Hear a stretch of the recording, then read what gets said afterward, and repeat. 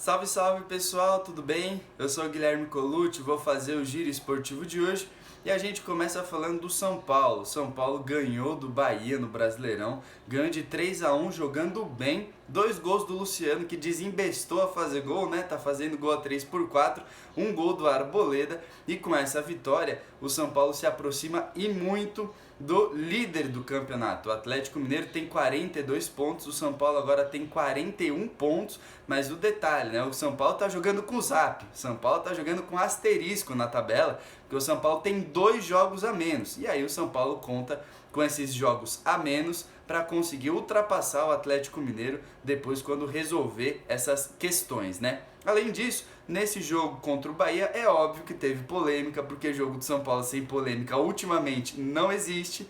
O Thiago Volpi teria feito um pênalti no jogador do Bahia. É um lance bem duvidoso, é um lance bem difícil mesmo, é uma trombada dentro da área. Se você viu o lance, quiser opinar, aqui é o caminho, tá? Você pode deixar aqui nos comentários o que você acha, mas de fato o São Paulo jogou bem, jogou melhor do que o Bahia e ganhou por 3-1, então agora o São Paulo está coladinho no Atlético Mineiro e com 2 jogos a menos. Agora, pulando o muro, o Palmeiras jogou muito bem também, assim como o São Paulo, e viu o seu camisa 11 fazer 2 gols, assim como o São Paulo, né? O Luciano fez 2 gols pelo São Paulo e o Rony fez 2 gols pelo Palmeiras. O Palmeiras jogou contra o ex-time do Rony, então a lei do ex valeu. O Palmeiras ganhou de 3-0 do Atlético Paranaense, 2 gols do Rony, como eu já disse, 1 gol do Patrick de Paula, e o Palmeiras venceu e convenceu. De novo, o Palmeiras jogou muito bem, sofreu pouco, dominou o adversário, mesmo com todos os casos de coronavírus no elenco, mesmo com muitos problemas por conta de lesões. O Palmeiras continua ali na briga na parte de cima da tabela, vai se superando meio que aos trancos e barrancos.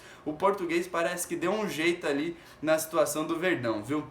Agora, além disso, a gente tem que falar de bastidores, né? Um dos jogadores mais criticados pela torcida do Palmeiras, mas que o técnico Abel Ferreira gostava, o Ramires, ele rescindiu o contrato com o Palmeiras. Eles rescindiram as duas partes, né? O Palmeiras e o Ramires, de forma amigável. Então, ao que tudo indica, não vai ter briga judicial nem nada, cada um vai para o seu lado. Ramires já nem jogou contra o Atlético Paranaense, tanto é que o Abel Ferreira na coletiva dedicou a vitória ao Ramires. O Rony fez questão de mencionar o Ramires na sua entrevista, então o Ramires agora não faz mais parte do elenco do Palmeiras. A torcida que não gostava do Ramires pode soltar rojão, pode ficar feliz. Os que gostavam do Ramires, acreditavam nele ainda, aí é hora de lamentar mesmo e criticar a diretoria, porque é difícil de acertar quando se trata de Palmeiras, né? Agora, a gente tem que falar do Corinthians rapidamente. O Corinthians não jogou nesse final de semana porque o Corinthians antecipou o jogo dessa rodada, lembra? O Corinthians jogou pelo Campeonato Brasileiro na quarta-feira passada contra o Coritiba e ganhou jogando bem de 1-0, foi o gol do Fábio Santos. Então nessa rodada o Corinthians já jogou, não jogou nesse final de semana e acabou que isso concentrou todas as atenções no processo eleitoral do Corinthians. Ontem teve eleição e a chapa da situação ganhou, ou seja, o André Sanches, que é o presidente, teve o seu candidato eleito, e o seu candidato, ou seja, o candidato do André Sanches, é o Duílio Monteiro Alves, um nome bem conhecido lá no Corinthians e que atualmente é até o diretor esportivo do Corinthians. É o general manager, né, que os gringos falam. Ele que montou o time atual do Corinthians e agora ele será presidente do Coringão. Você pode deixar aqui nos comentários o que o Duílio tem que resolver primeiro, né? Porque tem um time que não está jogando tão bem, tem um monte de dívida, tem isso, tem aquilo outro, enfim. Você pode deixar aqui nos comentários qual deve ser a primeira preocupação do Duílio Monteiro Alves como presidente do Coringão. Trocando de alvinegro rapidamente, o Santos ganhou e ganhou com emoção, né? Porque sem emoção não é Santos. O Santos abriu 2-0 em cima do Sport, tomou 2-2 e depois fez 4-2. Teve gol do Marinho, teve gol do Soteldo, foi a festa generalizada aí. E a festa mesmo foi por conta do retorno do Cuca. Se você bem se lembra, o Cuca pegou coronavírus, entrou num estado muito grave, ele chegou a ser internado, ele voltou a trabalhar na quinta-feira, comandou o Santos pela primeira vez depois que ele retornou no sábado e aí conseguiu comemorar essa vitória, que foi uma vitória boa, que deixa o Santos ali ainda na briga pelas primeiras colocações do Brasileirão.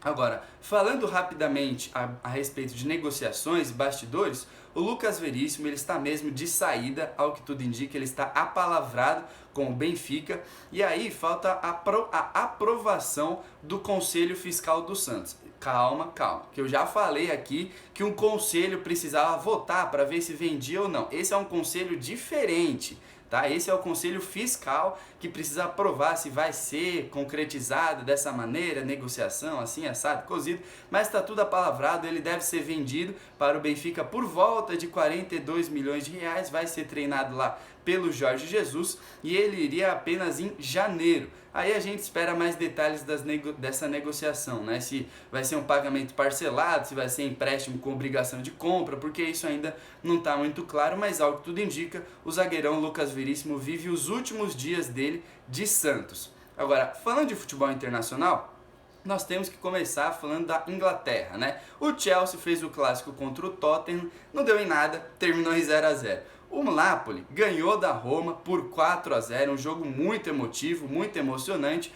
Afinal de contas, o Maradona faleceu nessa semana e ele é o maior ídolo da história do Napoli, né? Napoli ganhou de 4-0. Ainda na Itália, o Milan ganhou um jogo difícil, ganhou da Fiorentina por 2-0 e continua na liderança do campeonato. O Barcelona ganhou na Espanha, ganhou do Osasuna por 4-0, o jogo também marcado por homenagens ao Maradona, afinal de contas ele também defendeu o Barcelona. A surpresa da vez foi que o Real Madrid perdeu para o Alavés. Na França, o PSG apenas empatou com o Bordeaux. Então aí você vê, né? Alguns gigantes deram uma tropeçada nesse final de semana, né? Falando rapidamente aqui de outros esportes, já para a gente encaminhar o final desse boletim, é o seguinte, teve NFL já no meio da semana, já teve NFL no final de semana também, e hoje tem mais, viu? Hoje tem Seattle Seahawks contra a Philadelphia Eagles. A tendência é um atropelo do Seattle Seahawks, porque esse time do Philadelphia Eagles está bem derrubado.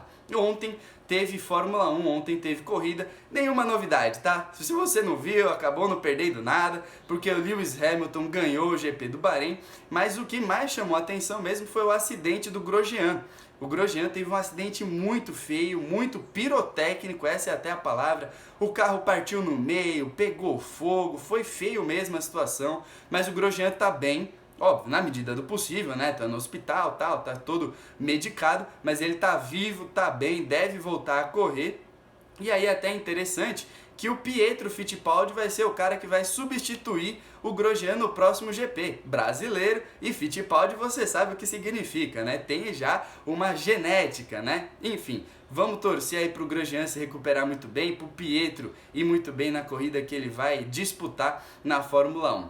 Agora, pessoal, vou roubar uns minutinhos aqui de vocês para agradecer por toda a parceria, viu? Porque esse é o meu último giro esportivo e esse é o giro esportivo que encerra o ciclo dos giros esportivos. Hoje é o meu último dia de trabalho, assim como o do Lucas Couto e do Vitor Ferragem, então vou falar aqui rapidamente por eles. O meu muito obrigado, o nosso muito obrigado por todo o carinho, por toda a atenção, por toda a paciência que vocês tiveram conosco. A gente encerra o nosso ciclo de trabalho de giro esportivo e de Rádio Gazeta AM e online agora, né?